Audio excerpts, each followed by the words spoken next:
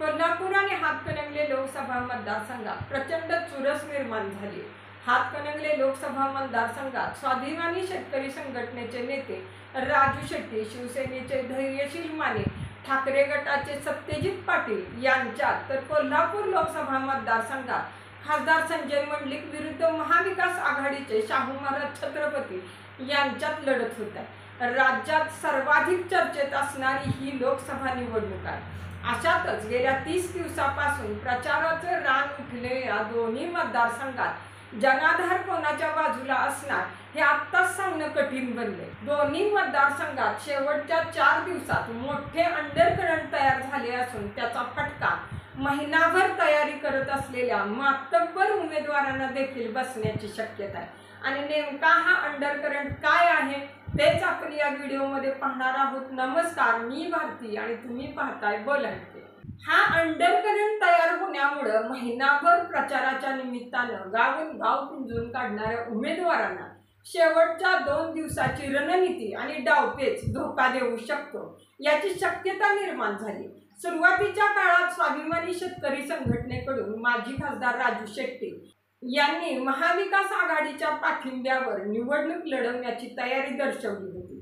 महायुतीचे उमेदवार धैर्यशील माने यांच्याबाबत असणारी नाराजी उघड बाहेर आल्यानं साहजिकच मतदार स्वाभिमानीच्या पारड्यात आपलं मत टाकतील अशी चर्चा उमटत होती। मात्र स्वाभिमानी शेतकरी संघटनेकडून महाविकास आघाडीत जाण्यात लावलेला विलंब आणि अटी आणि शर्तीमुळे महाविकास आघाडीत न जाण्याचा निर्णय घेतल्यानं शेट्टी स्वतंत्र निवडणुकीच्या रिंगणात उभे राहिले। महाविकास आघाडीकडून माजी आमदार सत्यजित पाटील सरोडकर यांना उमेदवारी देण्यात आली। पन्हाळा शाहूवाडीमध्ये असणारी माजी आमदार पाटील यांची ताकद, शिराळा आणि इस्लामपूर मधून मिळणारी जयंत पाटील यांची रसद आणि हातकणंगलेमधील 3 माजी आमदार यांची मिळणाऱ्या ताकदीच्या जीवावर सध्या तरी सत्यजित पाटील सरोडकर यांचं पारडं जड मानलं जात आहे। तर स्वाभिमानी शेतकरी संघटनेचे नेते राजू शेट्टी यांचा शिरोळमधील बालेकिल्ला आणि मागील लोकसभा निवडणुकीचा विचार करता पन्हाळा, शाहूवाडी आणि शिराळा तालुक्यातील घेतलेले मताधिक्य हे शेट्टी यांच्याच बाजूने ठाम राहण्याची शक्यता आहे। तर महायुतीकडून शिरोळ, इचलकरंजी आणि हातकणंगलेमध्ये धैर्यशील माने यांची पकड सध्या तरी मजबूत दिसते, पण मागील 1.5 दिवसाच्या कालावधीत त्यातून बरेच अंडरकरंट बाहेर आले आहेत। हातकणंगले लोकसभा मतदारसंघात महाविकासच्या सुरू असलेल्या सोप्या वाटचालीत स्वाभिमानी शेतकरी संघटना आड येऊ शकते असं चित्र निर्माण झाले। स्वाभिमानी शेतकरी संघटनेला छुप्या राजकीय हातांचं बळ मिळण्याची दाट शक्यता आहे। कोल्हापूर लोकसभा मतदारसंघातही हे चित्र आहे।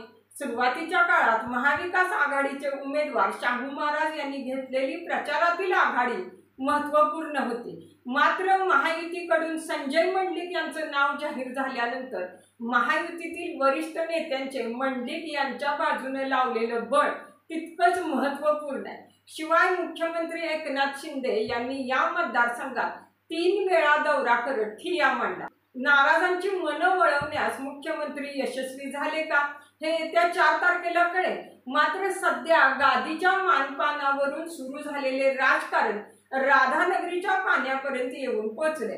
त्यालाच दिलेलं प्रत्युत्तर मंडलिक यांच्या बाजूची फळी काळमवाडीच्या डाव्या कालव्यापर्यंत येऊन पोहोचली। केलेले आरोप आणि त्याच तोडीचे प्रत्यारोप या निवडणुकीतील सर्वात जास्त चर्चेचे विषय ठरले आहेत। दत्तक प्रकरणावरून मिळणारी सहानुभूती आणि होणारे गुमऱ्यान कोणाच्या पथ्यावर पडणार हे आत्ताच सांगणं कठीण आहे।